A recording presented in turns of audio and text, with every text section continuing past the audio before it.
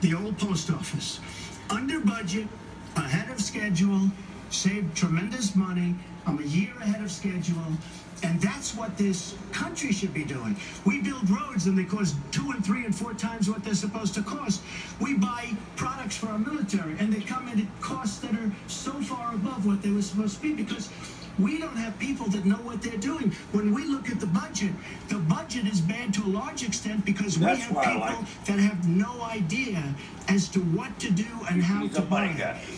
The Trump International is way under budget and way ahead of schedule, and we should be able to do that for our country. We're well behind schedule, so I want to move to our next segment. We move into our next segment talking about America's direction, and let's start by talking about race. One more time, buddy. The share of Americans who say race relations are bad in this country is the highest it's been in decades. Much of it amplified by shootings of African Americans by police, as we've seen recently in Charlotte and Tulsa. Race has been a big issue in this campaign, and one of you is going to have to bridge a very wide and bitter gap. So how do you heal the divide? Secretary Clinton, you have 2 minutes on this. Well, you're right. Race remains a significant challenge in our country. Unfortunately, race still determines too much. Often determines where people live, determines what kind of education in their public schools they can get, and yes, it determines how they're treated in the criminal justice system. We've just seen those 2 tragic examples in both Tulsa and Charlotte. And we've got to do several things at the same time. We have to restore trust between communities and the police. We have to work to make sure that our police are using the best training, the best techniques, that they're well prepared to use force only when necessary. Everyone should be respected by the law, and everyone should respect the law. Right now, that's not the case in a lot of our neighborhoods. So I have, ever since the first day of my campaign, called for criminal justice reform. I've laid out a platform that I think would begin to remedy some of the problems we have in the criminal justice system. But we also have to recognize, in addition to the challenges that we face with policing, there are so many good, brave police officers who equally want reform. So we have to bring communities together in order to begin working on that as a mutual goal. And we've got to get guns out of the hands of people who should not have them. The gun epidemic is the leading cause of death of young African American men, more than the next 9 causes put together.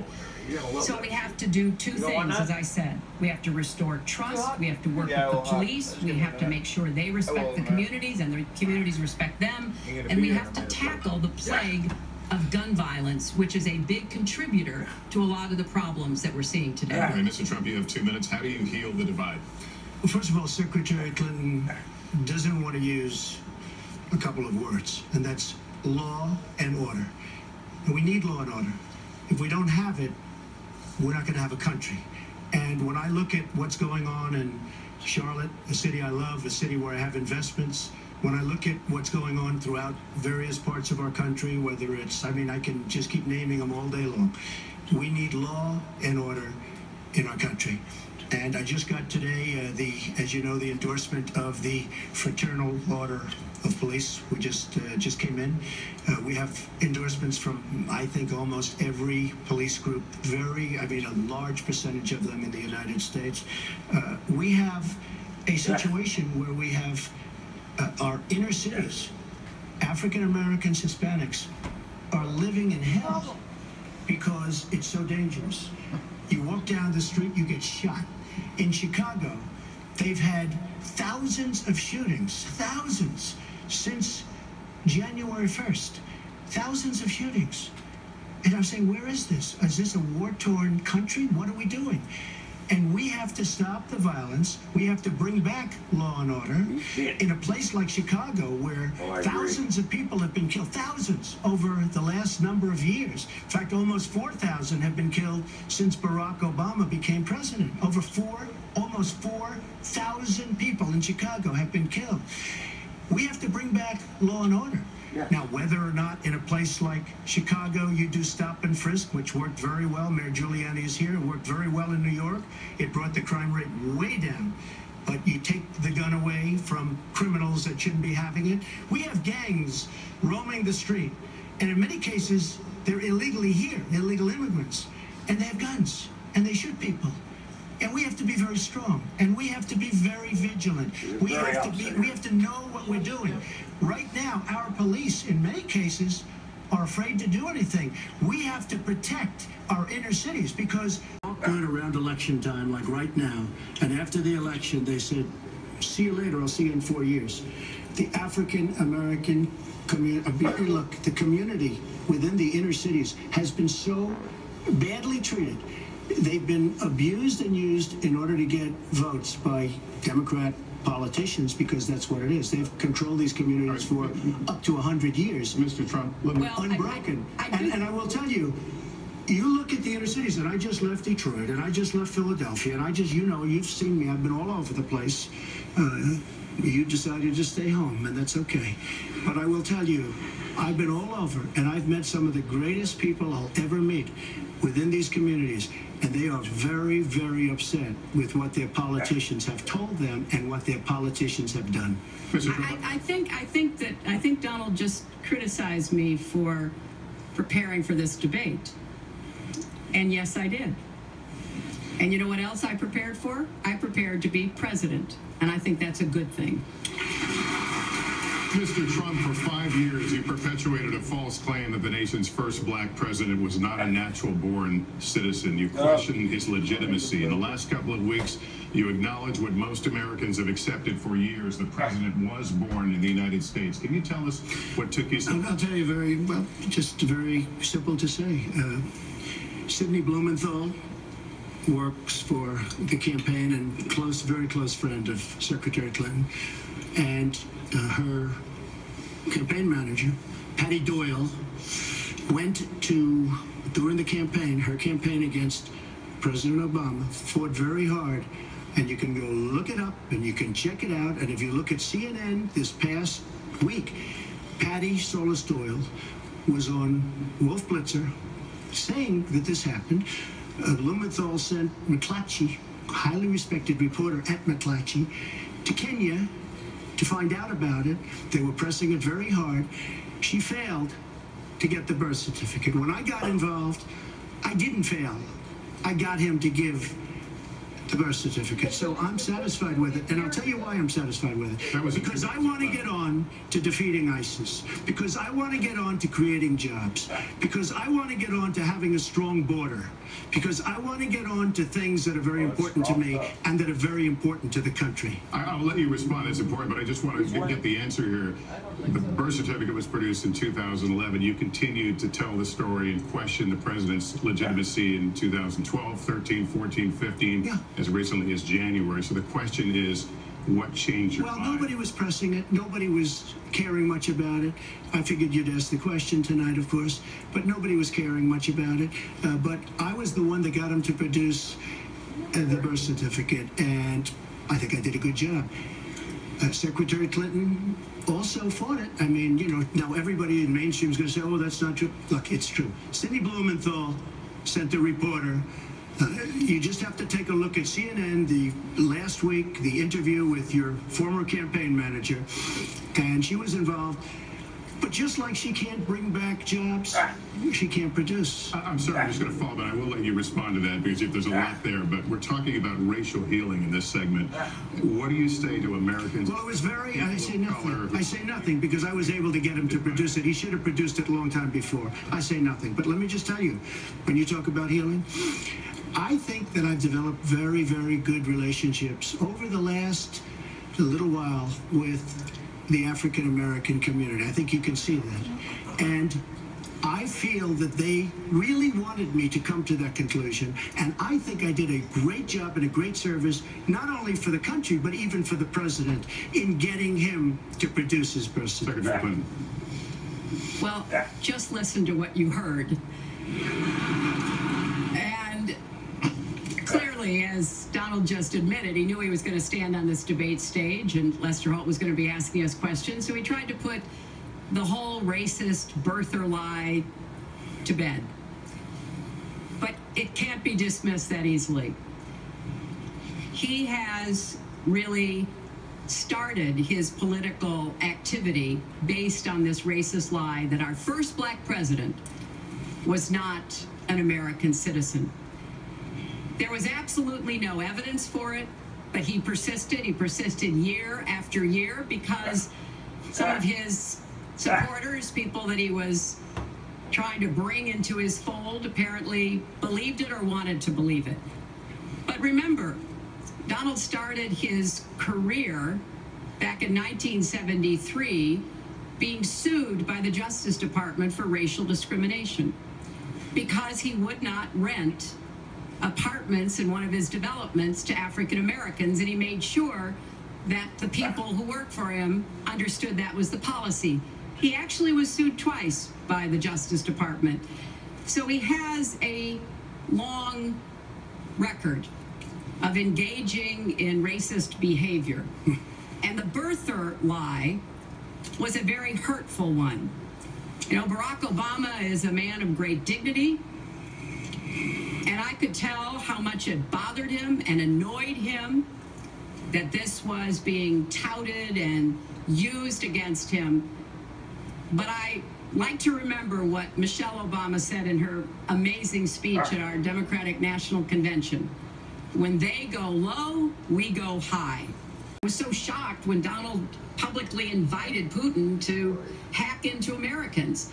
That is just unacceptable. It's one of the reasons why 50 national security officials who served in Republican in administration have said that Donald is unfit to be the commander-in-chief. It's comments like that that really worry people who understand the threats that we face. Mr. Trump, you have 2 minutes in the same question. Yeah, who's behind it? I do want to say that and I spoke to him about it. He said you were totally against the war because he was for the war. Why is your judgment better than... And that was before the war started. Sean Hannity said very strongly to me and other people, he's willing to say it, but nobody wants to call him, I was against the war. He said, you used to have fights with me because Sean was in favor of the war. And I understand that side also, not very much because we should have never been there. But nobody calls Sean Hannity. And then they did an article in a major magazine shortly after the war started, I think in '04, but they did an article which had me totally against the war in Iraq. And one of your compatriots said, you know, whether it was before or right after, Trump was definitely, because if you read this article, there's no doubt. But if somebody, and I'll ask the press, if somebody would call up Sean Hannity, this was before the war started, he and I used to have arguments about the war. I said it's a terrible and a stupid thing. It's going to destabilize the Middle East, and that's exactly what it's done. It's been a disaster. My reference was to what you had said in 2002, and my question was, why is your judgment any different than Mrs. Clinton? Well, I have much better judgment than she does. There's no question about that. I also have a much better temperament than she has. You know, I have a much better... She spent, let me tell you, she spent hundreds of millions of dollars on an advertising. You know, they get Madison Avenue into a room, they put in, oh, temperament, let's go after. I think my strongest asset, maybe by far, is my temperament. I have a winning temperament. I know how to win. She does not have how to win. Wait, the AFL-CIO the other day, behind the blue screen, I don't know who you were talking to, Secretary Clinton, but you were totally out of control. I said, there's a person with a temperament that's got a problem. Secretary Clinton. Whoa, okay. Good response.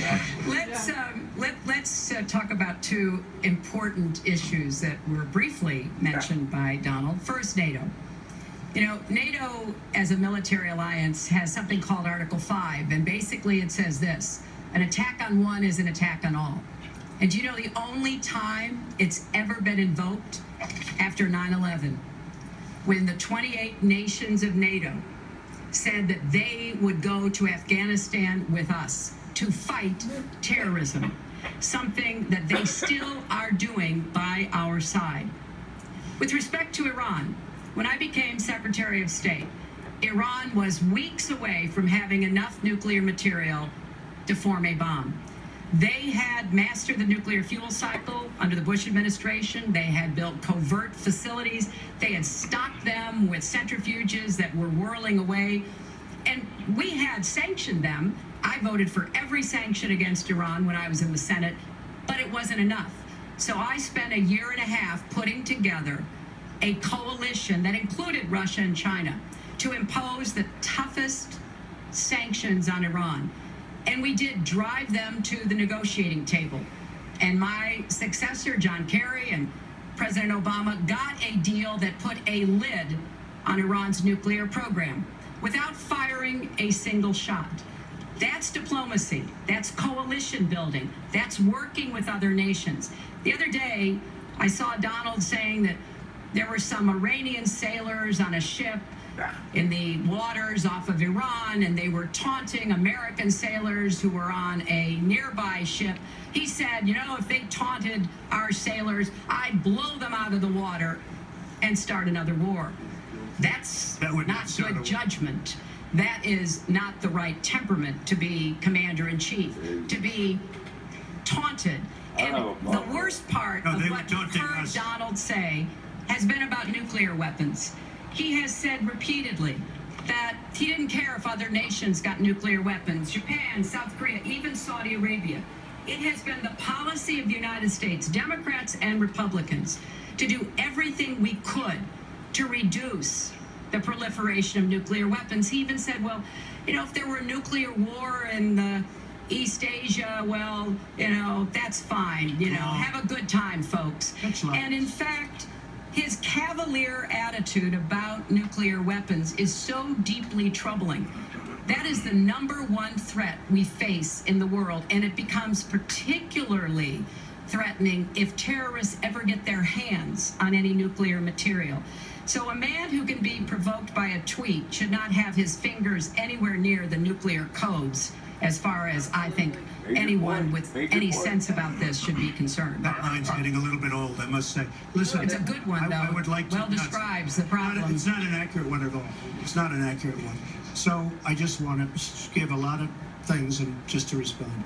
I agree with her on one thing. The single greatest problem the world has is nuclear armament, nuclear weapons. Not global warming like you think and your president thinks. Nuclear is the single greatest threat. Just to go down the list, we defend Japan, we defend Germany, we defend South Korea, we defend Saudi Arabia, we defend countries. They do not pay us what they should be paying us because we are providing tremendous service and we're losing a fortune. That's why we're losing. We lose on everything. I say, who makes these? We lose on everything. Well, I said that it's very possible that if they don't pay a fair share, because this isn't 40 years ago where we could do what we're doing. We can't defend Japan, a behemoth selling us cars by the million. We need to move on. Wait, but it's very important. All I said was they may have to defend themselves or they have to help us out. We're a country that owes $20 trillion. They have to help us out. As far as the nuclear is concerned, I agree. It is the single greatest threat that this country has. Which leads my next question as we enter our last segment here on still on the subject of securing America. On nuclear weapons, President Obama reportedly considered changing the nation's long-standing policy on first use. Do you support the current policy? Mr. Trump, you have 2 minutes on that. Well, I have to say that, you know, for what Secretary Clinton was saying about nuclear with Russia, she's very cavalier in the way she talks about various countries. But Russia's been expanding. They have a much newer capability than we do. We have not been updating from the new standpoint. I looked the other night, I was seeing B-52s. They're old enough that your father, your grandfather could be flying them. We are not keeping up with other countries. I would like everybody to end it, just get rid of it, but I would certainly not do first strike. I think that once the nuclear alternative happens, it's over. At the same time, we have to be prepared. I can't take anything off the table because you look at some of these countries. You look at North Korea. We're doing nothing there. China should solve that problem for us. China should go into North Korea. China is totally powerful as it relates to North Korea. And by the way, another one powerful is the worst deal I think I've ever seen negotiated that you started is the Iran deal. Iran is one of their biggest trading partners. Iran has power over North Korea. And when they made that horrible deal with Iran, they should have included the fact that they do something with respect to North Korea. And they should have done something with respect to Yemen and all these other places. And when asked to Secretary Kerry, why didn't you do that? Why didn't you add other things into the deal? One of the great giveaways of all time, including $400 million in cash. Nobody's ever seen that before. That turned out to be wrong. It was actually $1.7 billion in cash. Obviously, I guess, for the hostages, it certainly looks that way. So you say to yourself, why didn't they make the right deal? This is one of the worst deals ever made by any country in history. The deal with Iran will lead to nuclear problems. All they have to do is sit back 10 years, and they don't have to do much, and they're going to end up getting nuclear. I met with Bibi Netanyahu the other day. Believe me, he is not a happy camper. All right, Mrs. Clinton, Secretary Clinton, you have 2 minutes. Let me China start and by Russia saying could put that words North Korean matter. guy in check. Words matter They when could. you're